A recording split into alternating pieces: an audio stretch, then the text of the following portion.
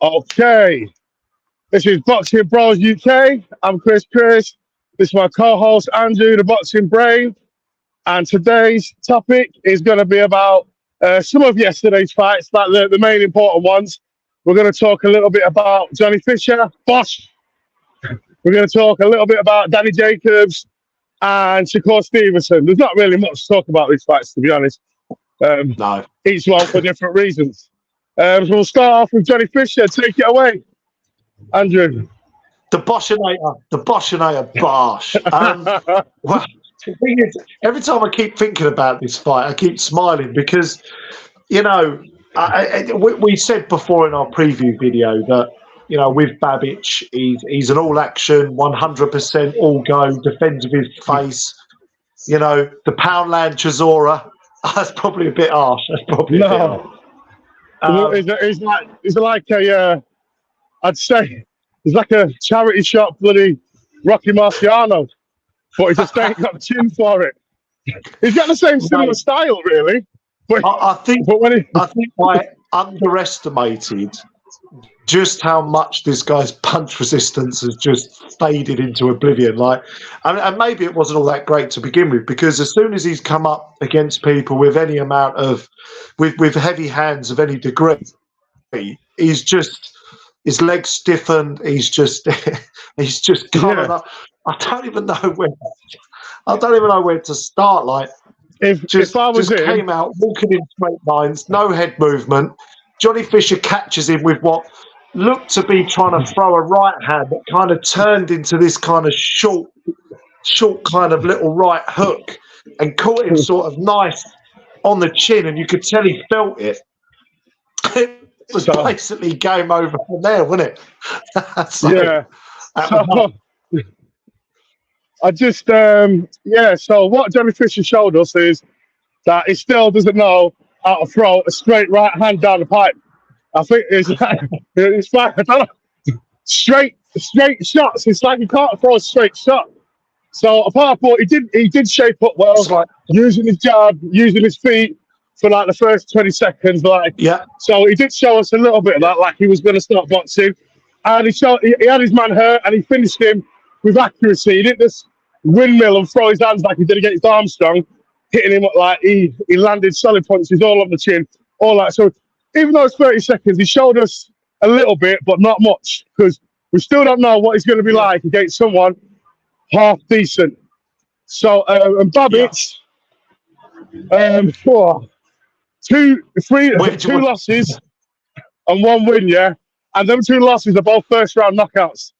This is the thing, no matter how hard you think you are, if you're a small little guy, you can't steamroll through heavyweights, proper heavyweights. If you're like 5'10" or 5'11", and you weigh about 15, 16 stone, you ain't steamrolling 18, 19 stone geezers. No matter what, you ain't doing it. It's impossible.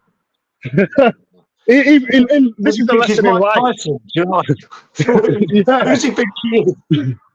This is a life lesson. If you're short, it doesn't matter. The thing is, the difference is if you're short and you don't weigh a lot, you can't steamroll through monsters. Don't think you can. But that's the difference between. It sounds ridiculous bringing Mike Tyson into the conversation, but you know the guy was 17 stone at least, if not more. Really solid, good chin, particularly early in his career. Really powerful, good head movement.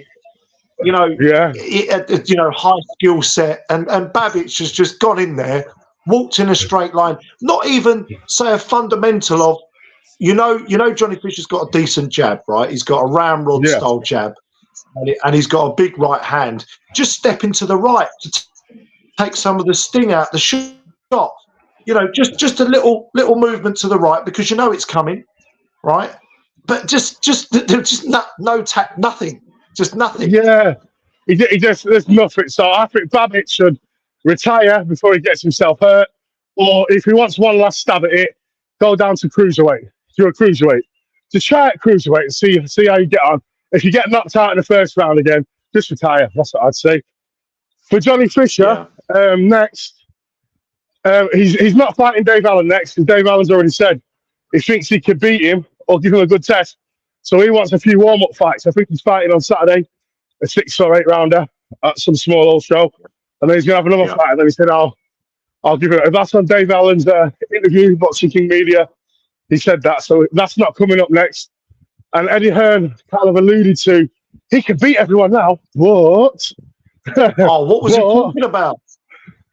Yeah, but he's not... Johnny Fisher's not on any kind of level to beat anyone at British level. English level, maybe. He's got a southern area, but I think maybe next... I don't really think he's ready for David Adelaide, really, because I think he just needs maybe... Who's that guy, that journeyman who popped dirty, who gave David Adelaide a good run out, and everyone thought he lost, and he always nearly upsets the apple cart. You know what I mean? He's a journeyman, but he comes to win. And everyone thought David Adelaide lost to him. Who was that? What is his name? Skabalowski or something, is it? No, that's not Skabalowski. Well, you boxing fans out there, you know who we mean. You know, he's a journeyman. Everyone thought he'd beat David Adelaide. He's done it a few times. He needs to fight someone like him. Let's see what he does when someone don't go down. Yeah? And then, after... Say that again, sorry. Solomon Dacus or someone like that. I don't know. He might not even be ready for someone like that. The thing is, Solomon Dacus, but I don't even know if he's ready. Do you know what? Or he could. Solomon Dacus and David Adelaide, they're fighting next. So what I think he should do is fight the loser of that fight. Fight the loser of that. The loser. No, fight the loser of it, and then fight the winner. I just don't think he is ready to be mixing, you know, because he just hasn't been tested against anybody, and I think he doesn't need to be rushed because we still can't see if he can throw a straight right hand. We're still not seeing it properly. When he was saying about, he beats a Fabio Wardy, I see him beating a Fraser Clark. I'm not sure if he actually said that, but he said he's on that level. You know, for Fabio Wardley, we know he's got a chin. We know he can take a shot. You know, he's got fast hands. He's got some power. He's equally as big as John Fisher. I think that would be a disaster putting him anywhere near someone like that at the moment. Like, no way. Yeah, but, he's just not ready. He really needs he just needs a few more learning fights, and then go in for just below British title, then British title. That's what I think anyway. He's not ready for British title. And I don't think he's ready for David Adelaide yet. He could be. He could. But I think he needs a couple. Like Eddie Hearn, he said he's going to put him on some people's undercards, where he's probably going to fight some journeymans that you've never heard of, deal with them, and then fight David Adelaide after that. So headline his own show, fighting them. He needs someone really about 10 years ago when someone like a Kevin Johnson was kind of an half decent guy to stick in there with someone, that's durable, we'll take him into the later rounds, can take a shot. Someone like that he needs in his next fight so that he can get some rounds to work on stuff, and not as soon as he that's what I mean. And as soon as he lands on someone, they just completely on. So basically, that's what he needs. If anyone knows the name of the journeyman who we're talking about, he should fight him next. But I don't know if he's still banned or not because he popped dirty. Yeah, everyone thought he beat David Adelaide. And he always is a good account of himself when he's fighting. But I think I might have to leave this one there because my battery's running low.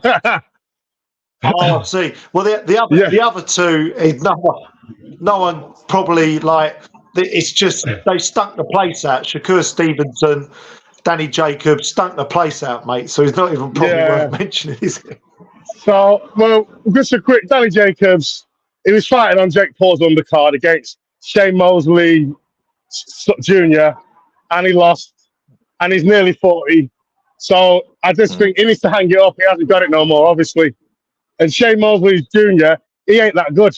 He's like a fringe contender. He's, just not living off his dad's name, but that's the only reason why he's still able to get fights, kind of thing. Because he hasn't really done anything. No, he's not really fighting no one, and he's getting on a bit himself, like coming up to 30. And Shakur Stevenson. To be fair, the guy was he wasn't coming to win, and Shakur Stevenson couldn't look good in that fight if he tried. However, and he's just stumped the place out, got booed by his own fans again, and we can't say who should he fight next because that division is just weird. No one fights anyone. Tank don't fight no one. Like it's just fuck knows what's going on there because they're all on different platforms, aren't they?